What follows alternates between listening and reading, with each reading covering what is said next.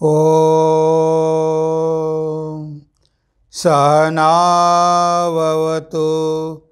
सहनौ भुनक्तु सह वीर्यं करवावहै तेजस्विनावधीतमस्तु मा विद्विषावहै। ओम शांति शांति शांति। प्रिय बंधू भगिनींनो, नमस्कार। उत्तिष्ठत जागृत या मालिकेमध्ये आपलं सगळ्यांचं स्वागत आहे। आज आपली कविता आहे, मनाद्वारे त्याग करावा। मनाद्वारे त्याग करावा। संसार करा अलिप्त राहून, नका होऊ येथे आसक्त। मनाद्वारेच त्याग करावा, जणू नाव असे पाण्यात, जणू नाव असे पाण्यात। आपण जर वचनामृत वाचलं तर त्यामध्ये भक्त प्रश्न विचारतात की संसारामध्ये राहून ईश्वराला भोवू शकतो का? आता हे सगळे भक्त गृहस्थ आहेत। आता गृहस्थ भक्त हे विचारत आहेत, तेव्हा भगवान श्रीरामकृष्ण म्हणतात की संसारामध्ये राहून सुद्धा ईश्वराला भोवू शकतो। तुम्हाला सगळं काही त्याग करायची गरज नाही। बाहेरच्या त्यागाने मनाचा त्याग संन्याशाला करावा लागतो, पण गृहस्थाला बाहेरचा त्याग करायची गरज नाही। गृहस्थांनी मनाद्वारे त्याग केला पाहिजे। म्हणजे काय? संसारामध्ये राहायचं, पण संसारावर आसक्त मुळीच व्हायचं नाही। हीच एक मोठी चूक आपण करतो। कारण हा संसार ज्यामध्ये आपण आलेलो आहोत, हा संसार कसा आहे, याचं स्वरूप कसं आहे हे आपल्याला कळत नाही। कारण ह्या संसारामध्ये आपण अनेकदा आलेलो आहोत। ही आपली काही पहिली वेळ नाही। अनेकदा या संसारामध्ये आपण आलेलो आहोत। त्यामुळे हळूहळू आपल्याला हा संसारच खरा वाटायला लागतो। आपल्याला वाटतं की हा संसारच खरा आहे। आता हा संसारच खरा आहे, तर जन्माच्या आधी आपण कुठे होतो आणि मृत्यूनंतर आपण कुठे जाणार? आता आपण जन्म घेतल्यामुळे संसारामध्ये आलो आणि आपला मृत्यू झाला की हा संसार नाहीसा होईल। मग ह्या संसाराचं स्वरूप कसं आहे? अनित्य आहे। तो आज आहे, उद्या नाही। आपण जेव्हा झोपतो तेव्हा हा संसार कुठे राहतो? आपण आपल्या मनाद्वारे दुसरा एक संसार निर्माण करतो, स्वप्नाचा संसार निर्माण करतो। तेव्हा ह्या जगाविषयी आपल्याला काहीही माहिती नसते। ह्या जगामध्ये काय चाललेलं आहे हे आपल्याला मुळीच माहीत नसते। तेव्हा ह्या जगामध्ये राहायचं, आपण ह्या जगामध्ये काही काम करण्यासाठी आलेलो आहोत हे लक्षात ठेवायचं। ह्या जगामध्ये या, आपलं काम आटोपा आणि लगेच परत जा। आपण जसं एखाद्या शहरामध्ये जातो, आपल्याला शहरामध्ये काही काम असतं, आपण या ऑफिसमध्ये जातो, त्या ऑफिसमध्ये जातो। ऑफिसची सगळी कामं आपण संपवतो आणि संध्याकाळी आपण आपल्या गावाला परत जातो। आपण तिथेच राहून जात नाही। पण इथे तसं नाही। आपण एकदा इथे आल्यानंतर हे जग आपल्याला एवढं मोहित करतं की इथून परत जायची आपली इच्छाच होत नाही। आपल्याला हेच खरं वाटतं आणि हेच चांगलं वाटतं। ॲक्च्युअली आपलं खरं स्थान आहे भगवंताच्या चरणी। आपण भगवंताचेच अंश आहोत। आपण भगवंतापासूनच आलेलो आहोत आणि शेवटी भगवंताकडेच परत जाणार आहोत। काही काम करण्यासाठी आपण या जगामध्ये आलेलो आहोत। तेव्हा सगळ्यात महत्त्वाचं काम म्हणजे भगवंताकडे परत जाण्याचा मार्ग शोधणं आणि त्या मार्गावर प्रवास करणं, हे सगळ्यात महत्त्वाचं काम आहे। बाकीची कामं तुम्ही करा, पण हे महत्त्वाचं काम विसरू नका। म्हणून जेव्हा स्वामी विवेकानंद भगवान श्रीरामकृष्णांकडे आले, त्यांनी कोणतं गाणं म्हटलं? चलो मन निज निकेतने। संसार विदेशे विदेशीर भेषे भ्रमोक्यानो अकारणे. अरे माझ्या मना, स्वतःच्या घरी चल. ह्या परदेशामध्ये येऊन तू स्वतःचं घर का विसरला? हे शरीरही नित्य नाही, संसारी नित्य नाही. या शरीरामध्ये जो अंश आहे तो अंश भगवंताचा आहे. आपण भगवंतापासून वेगळं झालो. बिछुडे हुए मानव से तेरा जन्म जन्म का नाता. आपला भगवंताशी जन्मोजन्मीचं नातं आहे, पण आपण त्या भगवंतापासून बिछडलो म्हणजे वेगळं झालेलो आहोत. आणि म्हणून आपल्याला वाटते की हेच घर आहे, हेच आईवडील आहे, हेच जग आहे, आणि इथे आपल्याला ह्या जगाचा मोह पडतो. त्यामुळे सोडण्याची इच्छा होत नाही आणि ह्या आसक्तीमुळे पुन्हा पुन्हा पुन्हा पुन्हा यावं लागतं. तेव्हा ह्या संसारामध्ये राहा, कारण सगळेच संसारामध्ये आहे. संन्यासी पण संसारामध्ये आहे, गृहस्थ पण आहे. संसारात राहा, पण कशालाही मी आणि माझं म्हणू नका. लक्षात ठेवा की हा संसार आपला नाहीच, हा भगवंताचा आहे. त्या भगवान श्री रामकृष्ण कितीतरी उदाहरणं द्यायचे. द्वारेच त्याग करावा, जणू नाव असे पाण्यात. हे भगवान श्री रामकृष्णांचं उदाहरण आहे की नाव कुठे असते? नाव पाण्यामध्ये असते, आणि ती नाव पाण्यामध्येच असली पाहिजे. नाव काही जमिनीवर राहू शकत नाही. जे नाव पाण्यामध्ये असते, पण जर त्या नावेमध्ये पाणी शिरलं तर ती नाव बुडते. जे संसारामध्ये राहा, पण संसाराला मनामध्ये शिरू देऊ नका, म्हणजे संसाराला आसक्त होऊ नका. तुम्ही जर संसाराला आसक्त झाले, जर संसाररूपी पाणी तुमच्या नावेत शिरलं, तरी तुमचे नाव भवसागरामध्ये बुडल्याशिवाय राहणार नाही. हे आपण लक्षात ठेवायला पाहिजे. आणि नेमकं हेच आपण विसरतो. ह्या जगामध्ये आल्यानंतर आपण विसरतो की इथे आपण काही दिवसासाठी आलेलो आहोत. हे काही आपलं परमनंट स्थान नाही. आपल्याला परत जायचं आहे. आपले कामं आटोपून आपल्याला परत जायचं आहे. हे आपण विसरतो. त्यामुळे आपण इथेच आसक्त होतो. आणि ही शिकवण आपल्याला सगळे संत सांगतात. भगवान श्री रामकृष्णांचे कितीतरी शिष्य ते गृहस्थ होते, संसारामध्ये होते, पण संसारामध्ये मुळीच आसक्त नव्हते, बिलकुल आसक्त नव्हते.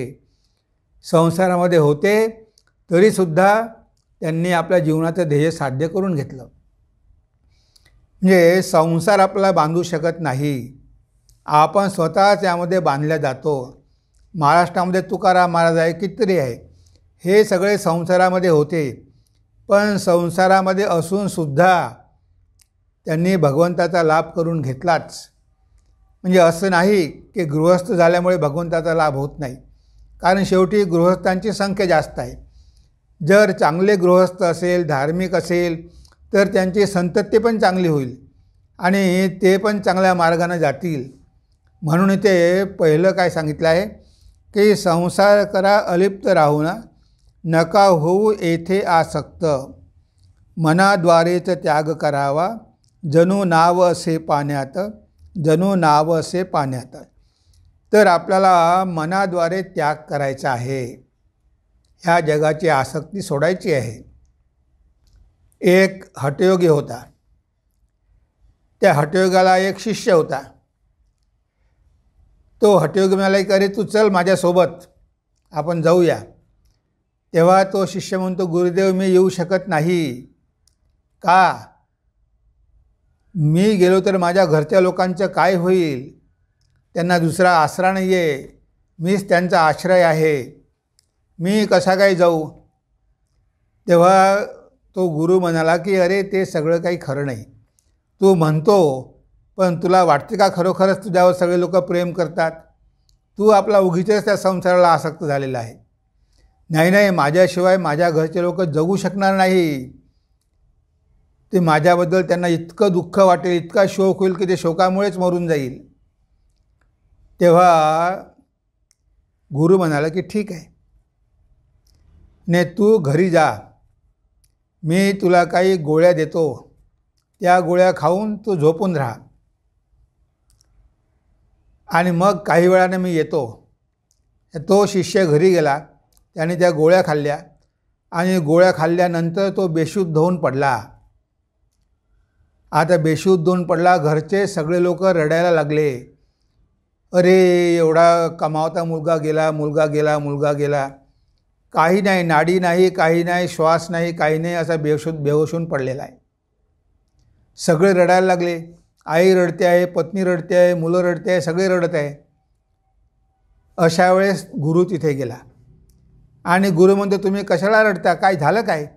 नाही हो, बघा आमचा एकुलता एक मुलगा गेला. ती पत्नी म्हणते माझा नवरा गेला, आता ही लहान लहान मुलं, यांना कोण सांभाळेल? तेव्हा त्या गुरुनी शिष्याचा हात पकडला आणि बघितलं. नाही म्हणे, अजूनही नाडी आहे, अजूनही म्हणे हा जिवंत आहे, मेलेला नाही आहे, हा बरा होऊ शकतो म्हणे, माझ्याकडे एक औषध पण आहे म्हणे. सगळ्यांना खूप आनंद झाला.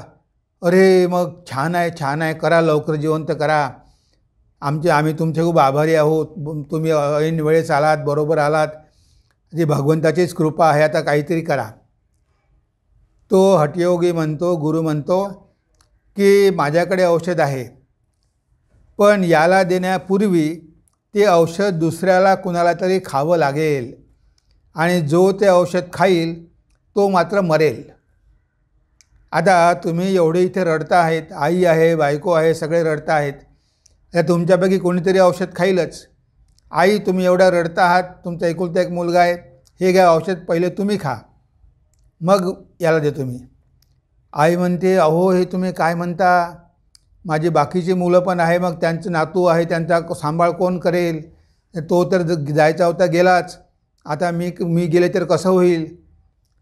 ती आई काही औषध घेत नाही. मग पत्नीला म्हणते की तुम्ही एवढ्या रडत आहात की कमावता माणूस घरचा गेला, तर तुम्ही तरी औषध खा. ती म्हणते आता त्यांचं जे व्हायचं होतं ते झालं, ते तर गेले, आता माझी लहान लहान मुलं आहे, जर मी गेली तर त्यांचा सांभाळ कोण करेल? मी कसं काय ते औषध खाऊन मरणार? मला पण ते खाणं शक्य नाही. हे सगळं तो शिष्य ऐकत होता आणि शेवटी तो शिष्य ताडकन जागा झाला आणि गुरुला म्हणतो की गुरुदेव, तुम्ही म्हटलं तेच खरं आहे, ह्या संसारात कोणीही कोणाचं नाही. बघा, आई आणि पत्नी दोघेही तयार झाले नाही मरायला. चला, खरं तुमचंच प्रेम आहे माझ्यावर, चला तुमच्यासोबत, असं म्हणून तो शिष्य गुरुसोबत निघून गेला. आता तो एवढा आसक्त होता, त्याला वाटत होतं की यांचं सगळ्यांचं माझ्यावर प्रेम आहे, मी गेलो तर चालू शकणार नाही कुटुंब. पण बघा, कोणीही मरायला तयार नाही, कोणीही आपल्यासोबत येत नाही.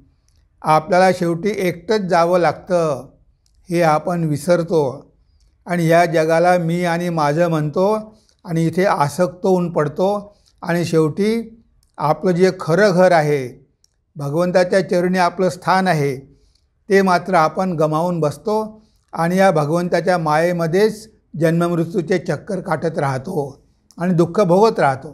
आता भगवंत तरी काय करणार? आपला उद्धार व्हावा म्हणून ते येतात, अवतार घेतात, आपल्याला सांगतात, तरी आपल्याला ते काही कळत नाही. आपण आपल्याच मार्गाने जात राहतो, आपल्याला काही जाग येत नाही आणि शेवटी त्यामुळेच आपला मृत्यू होतो. विषय सुखाच्या मागे धावून तृप्ती कधीच लाभत नाही. जन्म मृत्यू जरा व्याधीपासून जीवाची सुटका होत नाही, जीवाची सुटका होत नाही. त्या विषय सुखाच्या मागे धावून तृप्ती कधीच लाभत नाही. ह्या जगामध्ये एकतर आपली लोकांवरती आसक्ती आहे आणि दुसरी म्हणजे विषयांवरती आसक्ती आहे. भगवंतांनी आपल्याला 5 इंद्रिय दिलेली आहे आणि ह्या 5 जे काही आपली इंद्रिय आहे त्याचे 5 विषय आहे. आता ह्या इंद्रियांचा स्वभाव विषयांच्या मागे धावणंच आहे. ही इंद्रिय सतत विषयांच्या मागे धावत असतात. आता कान आहे, डोळे आहे, जिव्हा आहे, नाक आहे, सगळे, त्वचा आहे, हे सगळे इंद्रिय आहे आणि शब्द स्पर्श रूप रस गंध हे विषय आहे. तर ह्या विषयाच्या मागे आपले इंद्रिय धावत राहतात. त्यामुळे काय होतात, त्यामध्ये ते आसक्त होतात आणि ज्या मनामध्ये इच्छा असते की आपल्या इच्छा तृप्त कराव्या, त्या मरेपर्यंत तृप्त होत नाही. पण आपण मात्र सारखं त्यामागे धावत राहतो. आपल्याला हे कळत नाही की एक दिवस हे सगळे विषय नष्ट होणार आहे, आपलं शरीर पण नष्ट होणार आहे आणि तुम्ही कितीही खा तरी तृप्ती होत नाही. एखादा पदार्थ तुम्हाला आवडतो, तुम्हाला पुरणाची पोळी आवडते, तुम्ही किती खाणार? 1, 2, 3, 4, त्यानंतर तुम्ही खाऊ शकत नाही. कारण मर्यादा आहे, इंद्रियाला पण मर्यादा आहे, त्यापेक्षा तुम्ही खाऊ शकत नाही. पण दुसऱ्या दिवशी पुन्हा खाण्याची इच्छा होते. आता तुम्ही एवढ्या 4 पोळ्या खाल्ल्या, मग आता तुमची तृप्ती कायमची व्हायला पाहिजे. पण नाही, पुन्हा इच्छा निर्माण होते की पुन्हा मला मिळाली पाहिजे. म्हणजे तुम्ही कितीही पोट भरून खाल्लं तरी तात्पुरती तृप्ती होते, पण पुन्हा मनामध्ये इच्छा निर्माण होते की ती गोष्ट मला मिळाली पाहिजे. इंद्रियाच्या विषयांचं असंच आहे. एकदा तुम्ही त्यांचा भोग घेतला की पुन्हा पुन्हा भोग घेण्याची मनामध्ये इच्छा होते, कारण मनामध्ये संस्कार पडले असतात. एखादा दारूचा प्याला एकदाच घेतो, पण एकदा घेऊन त्याला तो आनंद मिळतो, त्यामुळे त्याला त्याचं व्यसन जडतं आणि पुन्हा पुन्हा त्याला तेच पाहिजे. हे हा विषयांचा स्वभावच आहे. पण कधीही त्या इच्छा पूर्ण होत नाही. तुम्ही आयुष्यभर दारू पीत राहा तरी तुम्ही तृप्त होणार नाही. म्हणून तर मनुष्य सोडू शकत नाही दारू. त्याला वाटते की हे खराब आहे, आपली तब्येत खराब होत आहे, सोडली पाहिजे, तरी तो सोडू शकत नाही. कारण मनावरती एवढे संस्कार पडलेले आहे की ते संस्कार जोर करून त्याला दारू पिण्याला भाग पाडते. आता मनुष्य काय करणार? तो आता हताश झालेला आहे, तो आता काही करत नाही आहे, विवश झालेला आहे. तेव्हा अशी मनुष्याची अवस्था असते. म्हणून ह्या गोष्टींच्या मागे जास्त जाऊ नका. जेवढं आवश्यक आहे तेवढंच. कोणत्याही गोष्टीचा लोभ करू नका. लोभ केला की तुम्ही त्यामध्ये फसणार. विषय सुखाच्या मागे धावून तृप्ती कधीच लाभत नाही. जन्म मृत्यू जरा व्याधीपासून जीवाची सुटका होत नाही. त्यामुळे ह्या जन्म मृत्यू जरा व्याधी यापासून सुटका होत नाही. कारण ह्या जगावर आपली आसक्ती वाढते. कितीतरी प्रकारची आसक्ती आहे. धनासक्ती, नामासक्ती, लोकासक्ती, विषयासक्ती, आता कुलासक्ती, एवढ्या काही आसक्त्या आपण जोडून ठेवलेल्या आहेत. मी श्रीमंत आहे, धनासक्ती. मी उच्च कुटुंबातला आहे, कुलासक्ती. आता अहंकार त्याचा बघा ना, अहंकार. आणि तुम्हाला माहिती नाही का मी केवढा मोठा आहे, माझ्या हाती सत्ता आहे, त्या सत्तेचा अहंकार. विषयाची आसक्ती, पैसे म्हणजे विषय भोगाची आसक्ती, नातेवाईकाची आसक्ती, नामलौकिकांची आसक्ती, म्हणजे अशा कितीतरी प्रकारच्या आसक्त्या आपण जोडून ठेवल्या आहे. तुम्हाला माहिती नाही का, मी डॉक्टर आहे, मी पोस्ट ग्रॅज्युएट आहे, मला एवढा शिकलेला आहे, तेवढा शिकलेला आहे, ती पण एक आसक्ती. म्हणजे हे आसक्तीची बंधनं आपण एवढी काही वाढवून ठेवलेली आहे की ही बंधनं आपण तोडण्यामध्ये असमर्थ आहोत. पण आपण लक्षात ठेवलं पाहिजे की शरीर गेल्याबरोबर हे सगळ्याच्या सगळं तुम्ही जे काही कमावलं ते सगळ्याच्या सगळं नष्ट होणार आहे. अहंकार करून का फायदा काय? मी आहे, मी आहे, मीमुळे सगळे प्रॉब्लेम होतात. मी श्रीमंत आहे, मी शिकलेला आहे, मी अमुक आहे, मी तमुक आहे. तेव्हा ह्या शरीर आणि मनाला मी म्हटल्यामुळे आपण आसक्त होतो आणि मग ती आसक्ती सोडू शकत नाही. कोणी काही म्हटलं तर आपल्याला दुःख होतं, आपला अहंकार डिचवला जातो. अशी या जगाची अवस्था आहे. दासी सारखा संसार करा, करते स्वामीच्या घरी काम, मनात तिला माहिती असते हे नसे आपुले खरे स्थान, हे नसे आपुले खरे स्थान. म्हणजे हे सुद्धा श्री रामकृष्णांचं उदाहरण आहे. श्री रामकृष्ण काय म्हणायचे की संसारात राहा पण दासीसारखे राहा. तुम्हाला संसार सोडायची गरज नाही, तुम्ही घरीच राहा, तुम्हाला जंगलात जायची गरज नाही. पण दासी कशी असते? दासी मालकाच्या घरी काम करते. पण त्या दासीला हे पक्क माहिती असते की हे आपलं घर नाही. ती आपल्या मालकाच्या मुलाला माझा मुलगा, माझा सोनू, माझा रामू, माझा गोमो सगळं म्हणते. त्याला खेळायला घेऊन जाते, त्याला खाऊ पिऊ घालते, आंघोळ करून सगळं काही करते आणि माझा माझा म्हणते. पण तिला मनामध्ये पक्क ठाऊक असते की हे सगळं ती पगार घेऊन करते. जर काही कारणामुळे तिला जर काढून टाकण्यात आलं नोकरीवरून, तर त्या लोकांशी तिचा काहीही संबंध नाही. तिचं घर गावामध्ये आहे, गावामध्ये तिचे मुलं आहे, सगळं काही गावामध्ये आहे. ते तिचं खरं घर आहे.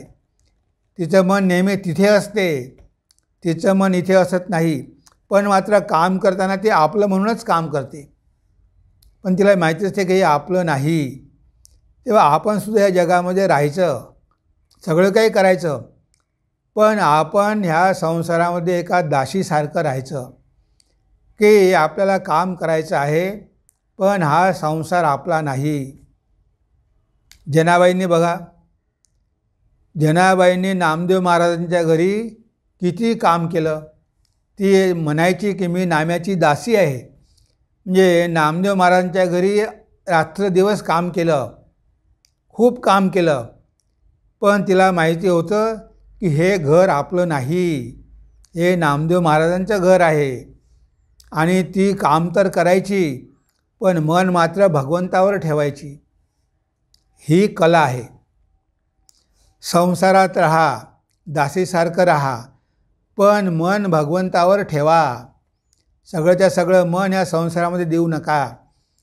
खूप काम केलं जनाबाईंनी, पण जनाबाईंचं मन नेहमी होतं विठ्ठलावर. एक क्षणसुद्धा विठ्ठलाला ती विसरू शकत नव्हती. सगळी कामं करायची आणि भगवंताचं चिंतन पण सुरू राहायचं. हीच तर कला आहे. गीतेमध्ये भगवान तेच सांगतात, भगवान कृष्ण, तस्मात् सर्वेषु कालेषु माम अनुस्मर युद्धच. म्हणजे अर्जुना, नेहमी माझं स्मरण करून युद्ध कर. युद्ध तुला करावंच लागणार आहे, पण माम अनुस्मर, माझं स्मरण करून युद्ध कर. तस्मात् सर्वेषु कालेषु, म्हणजे सतत नेहमीच. हे संसारामध्ये कर्म करणंसुद्धा एक युद्धच आहे, हे युद्धासारखंच आहे. म्हणून ते तुकाराम महाराज म्हणतात, अंतरे बाहिरे युद्धाचा प्रसंग. संसारात राहणं म्हणजे युद्ध करणंच आहे. बाहेर जगाशी युद्ध आहे, विषयांशी युद्ध आहे आणि मनामध्ये आसक्ती आहे. तेव्हा हे अंतर आणि बाहेर युद्धच आहे. तेव्हा हे युद्ध करा, पळून जाऊ नका, पळवाट काढू नका. पण माम अनुस्मर, भगवंताचं स्मरण करून हे युद्ध करा.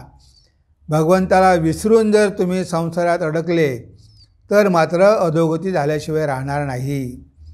भगवान श्रीरामकृष्ण म्हणायचे की जे संसारात राहून भगवंताला विसरतात त्यांचा विनाश होतो. ते म्हणजे की जात्यामध्ये जेव्हा तुम्ही दाणे टाकता तेव्हा असे सगळे दाणे भरडल्या जातात, पण त्या जात्याला मध्ये एक खांब असतो. त्या खांबाच्या बाजूला जे दाणे पडलेले असतात ते मात्र भरडल्या जात नाही, त्यांचं पीठ होत नाही. तसा तो जो खांब आहे तो भगवंत आहे. बाकी सगळे भरडले जाऊन त्यांचं पीठ होते. जे संसारामध्ये भगवंताला विसरून जे राहतात ते या संसाराच्या ज्वालामध्ये भरडल्या जातात, ह्या संसाराच्या जात्यामध्ये भरडल्या जातात. पण जे त्या खांबाचा आश्रय घेऊन राहतात ते मात्र सुरक्षित राहतात. त्यांचं पावडर होत नाही, त्यांची कणिक होत नाही. त्या भगवंताला धरून जर संसार केला तर तुम्हाला काही धोका नाही. पण भगवंताला विसरून जर तुम्ही संसार केला तर मात्र या संसाररूपी जात्यामध्ये भरडल्या जाण्याची शक्यता आहे. म्हणून संसारात राहा, सगळे कामं करा, दासीसारखे राहा, पण भगवंतावर मन ठेवा, ते महत्त्वाचं आहे. संसारात राहा, पण हे लक्षात ठेवा की संसार भगवंताचा आहे. त्या भगवंतावर मन ठेवून संसार केला तर त्यामध्ये काहीच हानी नाही.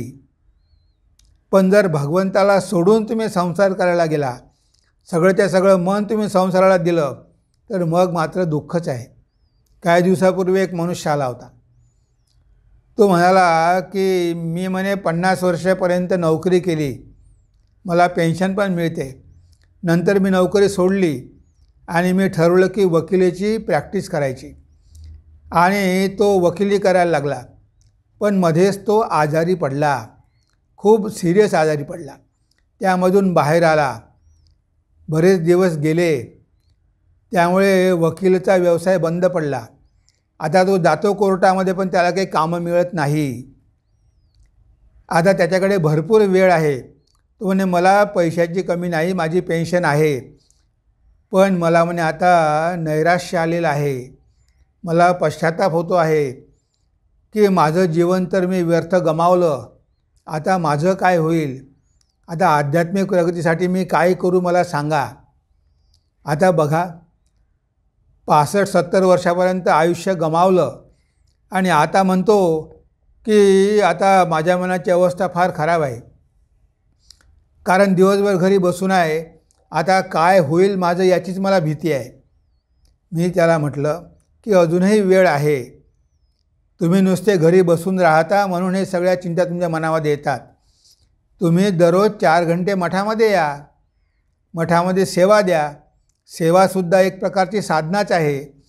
मंदिरात जा, तिथे 1 तास ध्यान करा, जप करा. वेळ अजूनही गेलेली नाही. तुम्हाला निराश होण्याची काहीच गरज नाही. अजून उरलेली जी वेळ आहे ती तुम्ही चांगल्या कामासाठी वापरू शकता. अजूनही सगळं काही गेलेलं नाही आहे. अजूनही आयुष्य बाकी आहे. ठीक आहे, आता काम होत नाही, कोणी तुमच्याकडे येत नाही, तुम्ही इथे या, लायब्ररीत जा, कुठेही जा, 4 तास सेवा द्या आणि अर्धा 1 तास मंदिरामध्ये बसा आणि बघा आपोआप तुमची प्रगती होईल. असा पश्चाताप करून निराशा पत्करून काहीही होणार नाही.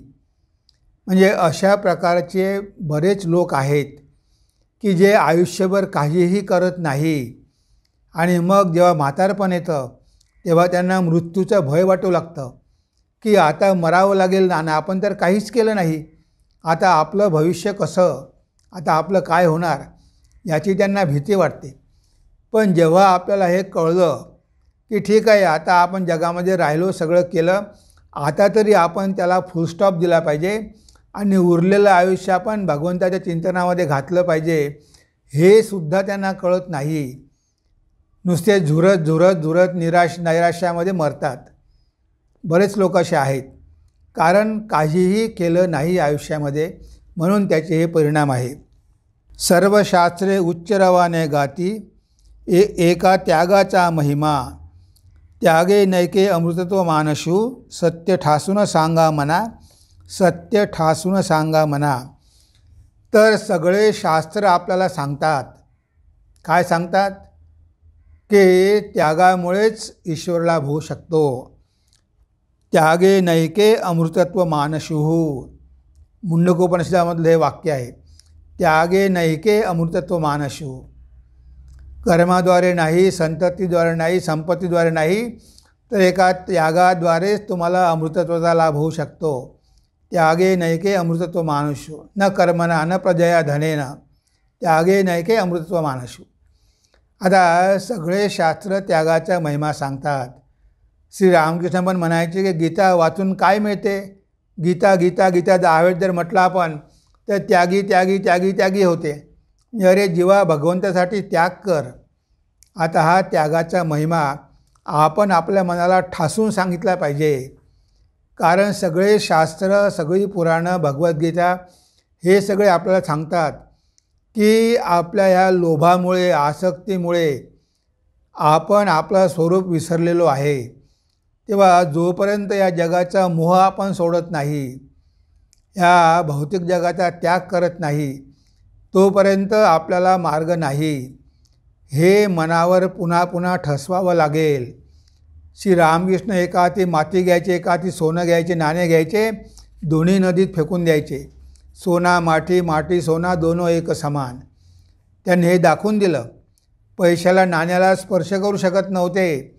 नाण्याला स्पर्श केला तर त्यांची बोटं वाकडी व्हायची. बघा, ही त्यांची स्थिती होती. म्हणजे त्यांनी त्यागाचा आदर्श दाखवून दिला. त्याग ईश्वर हे नरवर देहपदे अनुराग. स्वामीजी म्हणतात की ते कसे आहेत? त्यागीश्वर आहे, त्यागाचे ईश्वर आहे. तर त्यांच्या एवढा त्याग आपल्याला शक्य होणार नाही. पण आपण एकाना जरी केला तरी भरपूर आहे. ते म्हणायचे की मी 16ने केलं, तुम्ही एकाना तरी करा. जरी बाह्य त्याग होत नसेल तर मनाने तरी करा. पण बघा, आध्यात्मिक जीवनामध्ये प्रगती करण्यासाठी मनामध्ये वैराग्य पाहिजेच, मनामध्ये त्याग पाहिजे, विवेक पाहिजे. ह्या गोष्टी नसेल तर आपली प्रगती होणार नाही. आपण जर या संसाराला आसक्त होऊन राहिलो आणि आपल्या मनामध्ये जर काही सोडण्याची इच्छा नसेल, बाहेर तर सोडाच, पण मनाद्वारे पण आपण सोडत नाही, मनाद्वारे पण ते चिंतन आपलं रात्रंदिवस सुरू असते, मग काय होणार? एक शिष्य होता गावामध्ये, खेडेगावामध्ये गुरु राहायचा आणि एक शिष्य त्यांच्या आश्रमात यायचा, महाराजांची सेवा वगैरे करायचा, तिथे त्यांच्यासोबत राहायचा. तेव्हा एक दिवस तो शिष्य म्हणाला की म्हणे, महाराज मी तुमच्यासोबत राहू का? मी तुमचा शिष्य बनतो, इथेच राहतो. नाही, राहा, मला काही हरकत नाही. आता जेव्हा तो मुलगा तिथे राहू लागला, सगळ्या गावातल्या लोकांना ही बातमी कळली आणि ते लोक सगळे आले आणि महाराजांना शिव्या देऊ लागले. हे काय महाराज, आम्ही तुम्हाला खाऊ पिऊ घालतो, आम्ही तुम्हाला जागा दिली आणि आमच्या गावातली तरुण मुलं तुम्ही बिघडवत आहात, हे काही बरोबर नाही. तुम्ही या मुलाला सोडा, घरी पाठवा आणि तुम्ही आत्ताच्या आत्ता इथून निघून जा. त्यांना गावाच्या बाहेर काढून दिलं आणि त्या मुलाला म्हणे, तू घरी जा. तर तो मुलगा घरी जात होता. त्याचा भाऊ आला होता, सख्खा भाऊ. तो म्हणे, नाही, मी माझ्या भावाला पाठवणार नाही तुमच्यासोबत, मला माझा भाऊ माझ्यासोबतच पाहिजे. आता भाऊ इतका आसक्त होता. तेव्हा गुरुने त्या शिष्याच्या कानामध्ये हळूहळू उपदेश दिला आणि म्हणाले की तू आता जा आणि घरी राहा, आता मी जातो गाव सोडून. आणि गुरु गाव सोडून निघून गेले. आता तो शिष्य घरी राहू लागला. आता भाऊ होता, वहिनी होती आणि भावाची मुलं होती, बाकी घरी कोणीही नव्हतं. आता याने काय केलं, जर कोणी साधू आला तर तो घरामधून डाळ तांदूळ सगळं द्यायचा. कोणी भिकारी आला सगळं द्यायचा. कोणी आलं असं दरिद्री आला तर त्याला भांडी कोणी द्यायला लागला. म्हणजे दाराशी कुणीही जरी आला, तो साधू असो, वैरागी असो, भिकारी असो, तो घरामधलं सगळं काढून देऊ लागला. कधी धान्य, तर कधी भांडे, तर कधी कपडे. आता हे सगळं द्यायला लागला. आता 1 महिना झाला, 2 महिने झाले, त्यानं घर सगळं खाली केलं. तेव्हा भाऊ म्हणतो की अरे, हे तू काय करतो आहे? तू आमचं दिवाळं काढणार आहे का? तू सगळं काही लोकांना वाटून देतो. मग तुम्हीच तर मला घरी आणलं, मग तुम्ही मला घरी आणलं, मग आता मला ठेवा, मी इथेच राहणार, तर जाणार कुठे? म्हणे, तू जर असं करणार असेल तर म्हणे आत्ताच्या आता घरातून निघून जा, आमच्या कुटुंबातून दिवाळं वाजवू नको.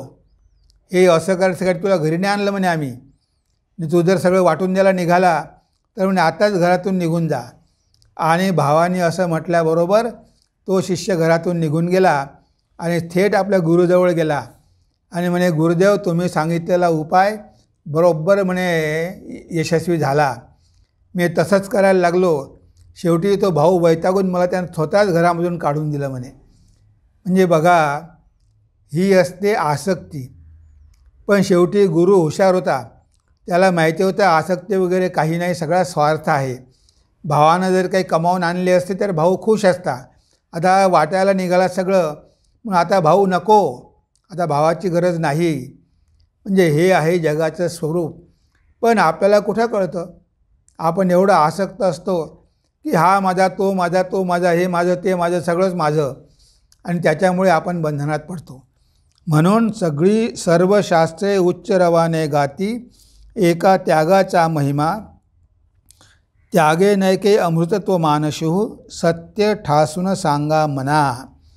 तुमच्या मनाला हे पुन्हा पुन्हा पुन्हा पुन्हा सत्य सांगा की हे जग नश्वर आहे, अनित्य आहे, 2 दिवसाचं आहे, इथे आसक्त होऊ नको. ह्या जगाचा त्याग केला पाहिजे. जर बाह्य त्याग होत नसेल तर मनाने तरी त्याग केला पाहिजे. कुठे आसक्त न होता आपण संसारात राहिलो पाहिजे. हे मनाला पुन्हा पुन्हा ठासून सांगा की भगवंतच आपला आहे, तोच खरा आहे, त्याच्याशीच आपलं खरं नातं आहे. हे सगळं जे दिसतं ते सगळं नश्वर आहे हे मनाला ठसून सांगा, पुन्हा पुन्हा सांगा. मनाला ते पटू द्या. जेव्हा मनाला ते पटेल तेव्हा मग ते मन या जगाकडे धावणार नाही. तेव्हा त्याला हळूहळू सत्य कळायला लागेल. पण सुरुवातीला ह्या जगाचा मोह असल्यामुळे आपल्याला ते कळत नाही. पण पुन्हा पुन्हा पुन्हा पुन्हा मनाला सांगत राहिलो तर मनावर मग तसे संस्कार होतात आणि आपल्याला ते पटायला लागतं. दुर्मिळ असा हा मानव देह, त्याची नका करू रे माती. क्षणभंगुर असे हे जीवन, आत्मज्ञानच देईल मुक्ती, आत्मज्ञानच देईल मुक्ती. तर हा मानव देह कसा आहे? दुर्मिळ आहे. इतक्या आपण योनीमध्ये जाऊन नंतर मनुष्य योनीमध्ये येतो. कितीतरी जन्म आपले व्यर्थ वाया गेले. तेव्हा हा दुर्मिळ मानवदेह लाभलेला आहे. आता याची माती करू नका, नाहीतर पश्चाताप करावा लागेल. ह्या जन्माचा सदुपयोग करा. जर जन्म मिळाला आहे तुम्हाला, उच्च प्रतीचा जन्म मिळाला आहे, या जन्मामध्येच शक्य आहे. तुम्ही प्रगती करून घेऊ शकता, आध्यात्मिक आणि भौतिक दोनही. याच जन्मामध्ये धर्माचं आचरण करा, भौतिक प्रगती करा आणि ध्यानधारणा अनासक्ती ठेवून आध्यात्मिक विकास पण करून घ्या. म्हणजे जगाचा उपयोग करा. हे जग तुम्हाला मुक्त करण्यासाठी आहे, तुम्हाला बांधण्यासाठी नाही. हे आपल्याला कळत नाही. आपण स्वतः या जगाच्या मोहात पडतो आणि बांधल्या जातो. पण इथे जर आपण मोहात पडलो नाही आणि जर आपण आध्यात्मिक साधना केल्या तर हे जग आपल्याला मुक्त पण करू शकते. ते काही कुणाला धरून ठेवत नाही, आपणच जगाला धरून ठेवतो आणि म्हणून फसतो. तेव्हा इथे फसू नका. बघा, जे लोक पक्षी पकडतात ते काय करतात, एक बांबू असतो, त्या बांबूच्या आतमध्ये एक दोरी ठेवतात आणि तो बांबू असा बांधून देतात. आता त्या बांबूवर पक्षी बसतात आणि बसल्याबरोबर तो बांबू फिरतो. तो बांबू गोल गोल फिरतो. आता तो फिरला की तो पक्षी असा खाली लोंबत राहतो. आता तो पक्षी त्या बांबूला असा खाली लोंबत आहे आणि तो जातो मनुष्य आणि त्याला पकडतो आणि आपल्या झोळीत टाकतो. आता तो जो पक्षी आहे, पोपट असू द्या, कोणताही पक्षी असू द्या, आता त्यानं तो बांबू धरला. त्याला वाटते की मी जर हा सोडून दिला तर मी खाली पडेल, जमिनीवर आदळेल. पण त्या पक्षाला एवढं कळत नाही की आपल्याला पंख आहे, आपण हा बांबू सोडून देऊन आकाशात उडून जाऊ शकतो. हे तो विसरतोच की आपल्याला उडण्यासाठी पंख दिलेले आहे. आपण खाली पडणार नाही. आपण हा बांबू सोडून दिला तर आपण उडून जाऊ आकाशात. पण मात्र तो उडत नाही. त्याला वाटतं की मी ही काडी सोडल्याबरोबर खाली पडणार आणि मी मरणार. आणि तो काही केल्या सोडत नाही. आणि तो पकडणारा येऊन, शिकारी येऊन त्याला घेतो आणि आपल्या झोळीमध्ये टाकतो. अशा प्रकारे पक्ष्यांचे शिकार करतात. आपली पण तीच अवस्था आहे. आपण या जगाला धरून ठेवतो. आपल्याला पूर्ण स्वातंत्र्य आहे. आपण हे जग सोडून देऊ शकतो, काहीही होणार नाही. आपल्यालाही पंख आहे, मनुष्य देह आहे. आपण पण आध्यात्मिक भराऱ्या मारू शकतो. पण आपण मोहात पडल्यामुळे आपल्याला वाटतं की हे सगळं आपलंच आहे, सोडलं तर कसं होईल. अरे बाबा, कोणीही कोणाचं नाही. हा आपला भ्रम आहे. तेव्हा या जगाचा आधार घेऊन काय उपयोग? जे नश्वर आहे त्याचा आधार घेऊन काय उपयोग? तो भगवंतच एकमात्र आहे, कायमचा राहणार आहे. त्याचा आधार घ्या, त्याचा आश्रय घ्या. तेव्हा कुठे तुम्हाला शांती आणि सुख लाभेल. तर इथे दुर्मिळ असा मानव देह, त्याची नका करू रे माती. क्षणभंगुर असे हे जीवन, आत्मज्ञानच देईल मुक्ती, आत्मज्ञानच देईल मुक्ती. त्या जगामध्ये सगळं काही क्षणभंगूर आहे. आता दिसते, पुढच्या क्षणीच नाही. एका क्षणामध्ये नष्ट होते. असं हे जग आहे. त्यामुळे ह्या क्षणभंगूर जगाच्या मागे लागू नका. आत्मज्ञान प्राप्त करून घेण्यासाठी प्रयत्न करा आणि आत्मज्ञान प्राप्त करून घेऊन मुक्त होऊन जा. पुन्हा तुम्हाला ह्या जगामध्ये येण्याची गरज नाही. पुन्हा पुन्हा दुःख भोगण्याची गरज नाही. तुम्ही तो अनंत आनंद प्राप्त करून घ्याल. अनंत शांती तुम्हाला मिळेल. सगळी तुमच्या आतमध्येच आहे. फक्त अज्ञानामुळे तुम्हाला माहिती नाही. तर हाच एक उपाय आहे की आपण या जगापासून मुक्त होऊ शकतो आणि आपल्या स्वरूपात राहू शकतो. जगात तर राहायचंच आहे, पण जगात अशा प्रकारे राहायचं आहे की जगामध्ये आल्यानंतर आपल्या जीवनाचं ध्येय प्राप्त करून घेऊन जग सोडायचं आहे. त्यापूर्वी जग सोडायचं नाही. आणि त्यासाठी आपण प्रयत्न करायला पाहिजे आणि केलेच पाहिजे, कारण तोच आपल्या जीवनाचा उद्देश आहे. भगवान श्रीरामकृष्ण पुन्हा पुन्हा म्हणायचे, ईश्वर लाभ हाच मनुष्य जीवनाचा उद्देश होय. त्यांनी अनेकदा हे सांगितलेलं आहे. तेव्हा या कवितेद्वारे आपल्याला हेच बघायला मिळालं की जगात राहा पण जगाचं होऊ नका. जगापासून वेगळे राहा आणि जगात राहून मनाद्वारे त्याग करून आत्मज्ञान प्राप्त करून मुक्त होऊन जा. हेच ही कविता आपल्याला शिकवत आहे. तेव्हा एकदा ही कविता वाचून घेऊया आणि आपल्या चिंतनाला आपण विराम देऊया. मनाद्वारे त्याग करावा, संसार करा अलिप्त राहून, नका होऊ येथे आसक्त. मनाद्वारेच त्याग करावा, जणू नाव असे पाण्यात. विषय सुखाच्या मागे धावून तृप्ती कधीच लाभत नाही. जन्म मृत्यू जरा व्याधीपासून जीवाची सुटका होत नाही. दासीसारखा संसार करा, करते स्वामीच्या घरी काम. मनात तिला माहीत असते, हे नसे आपुले खरे स्थान. सर्व शास्त्रे उच्चरवाने गाती, एका त्यागाचा महिमा. त्यागे नैके अमृतत्व मानशुः, सत्य ठासून सांगा मना. दुर्मिळ असा हा मानव देह, त्याची नका करू रे माती. क्षणभंगुर असे हे जीवन, आत्मज्ञानच देईल मुक्ती. आत्मज्ञानच देईल मुक्ती. तेव्हा आज आपण आपल्या चिंतनाला इथेच विराम देऊया. नमस्कार, धन्यवाद. ओम सर्वे भवन्तु सुखिनः, सर्वे सन्तु निरामया, सर्वे भद्राणि पश्यन्तु, मा कश्चित् दुःखभाग् भवेत्, मा कश्चित् दुःखभाग् भवेत्. ओम शांति शांति शांति. हरि ओम तत्सत्. श्रीरामकृष्णार्पणमस्तु.